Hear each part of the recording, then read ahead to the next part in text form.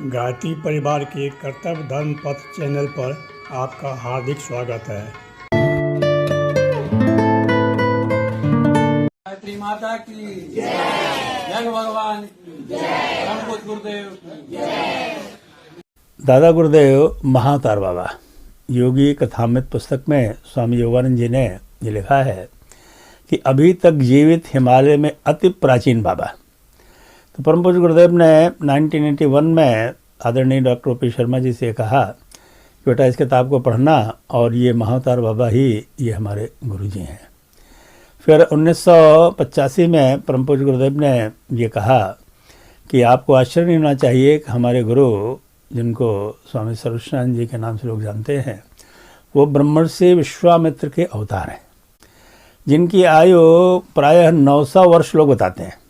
अति प्राचीन बाबा 900 वर्ष से वो महामहिम स्वामी सर्वश्रेष्ठानंद जी की काया में हिमालय में प्रतिष्ठित हैं। तो दादा गुरुदेव महामहिम स्वामी सर्वश्रेष्ठानंद जी ने 900 वर्ष तक तप किया। उनके तप के परिणाम स्वरूप निष्कलंक प्रभु प्रज्ञावतार परम पूज्य गुरुदेव की चेतना के रूप में 20 सितंबर 1911 को उत्तर प्रदेश के आगरा जिले के आंवलखेड़ा ग्राम में पैदा हुए।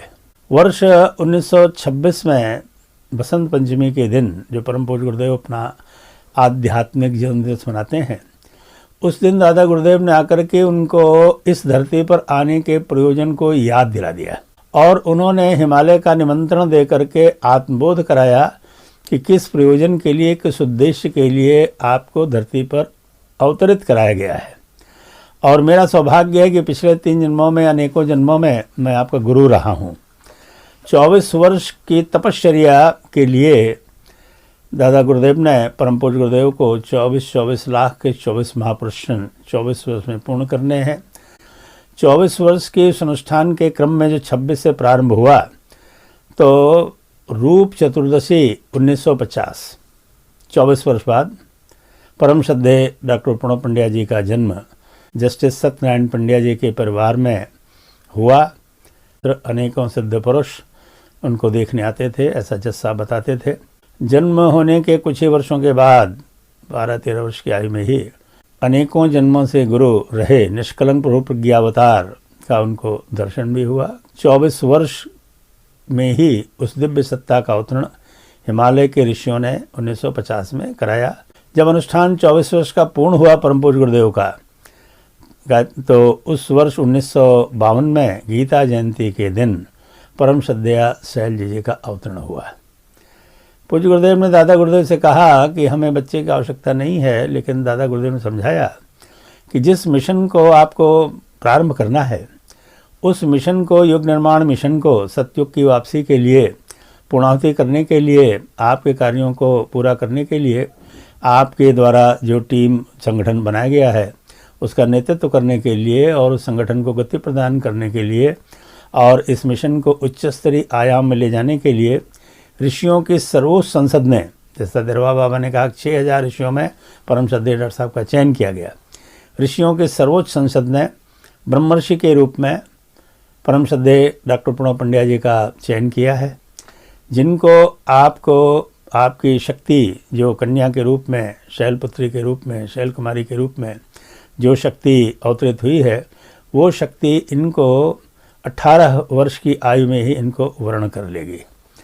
और दोनों का सूक्ष्म रूप में कई जन्मों से संबंध रहा। स्थूल रूप में न तो डॉक्टर साहब ने जीजी को देखा, न जीजी ने डॉक्टर साहब को देखा। गुरुदेव माता जी ने प्रस्ताव दिया, दोनों ने स्वीकार किया। 20 जून 71 को एक दूसरे को विजयश्री को वर्ण करने के लिए जीजी ने पहले डॉक्टर साहब को माल्यार्पण किया, जयमाल पहनाई। डॉक्टर साहब ने महाशक्ति, महालक्ष्मी, महाकाली, महासरस्वती के रूप में जीजी को वर्ण किया। रामनवमी 1976 में परम आदरणीय डॉक्टर चिन्मय पंड्या जी का अवतरण, रामनवमी के दिन समस्त विश्व में गायत्री अनुष्ठान हो रहे थे, परम आदरणीय डॉक्टर चिन्मय पंड्या जी का अवतरण हुआ। इस धरती को राक्षसों से मुक्त करना है, क्योंकि राक्षसी वृत्तियों ने युवाओं को जकड़ लिया है। सतयुग पहले युवाओं में आएगा, युवा सात्विक होते हैं। तो परमादरणीय डॉक्टर चिन्मय पंड्या जी को हिमालय के दिव्य सत्ता ने, परम पूज्य गुरुदेव ने के सामने जो गीत लिखा गया, 86 गुरु पूर्णिमा में कि शैल श्रृंखलाओं में चिन्मय ब्राह्मी कमल खिला है। ब्रह्म ऋषि ब्राह्मी कमल के रूप में परम आदरणीय डॉक्टर चिन्मय पंड्या जी का अवतरण हुआ। जी के अवतरण के साथ ही यज्ञ आंदोलन प्रारंभ हो गया।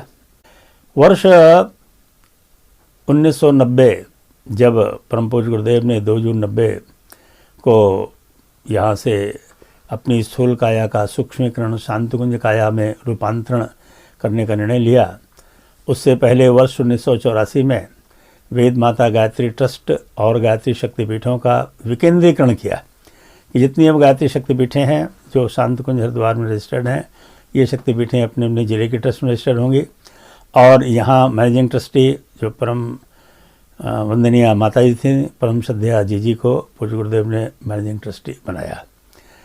वर्ष 1984 में ही सूक्ष्मीकरण साधना में जाने से पहले कहा अब लोगों के दुखों को, कष्टों को, कठिनाइयों को परम आदरणीय जी जो है दूर करेंगी। उनके नाम पर लेटर पैड छपवाया और अखंड दीपक की साधना करेंगे। वेद माता गायत्री ट्रस्ट की मैनेजिंग ट्रस्टी बनाएंगे।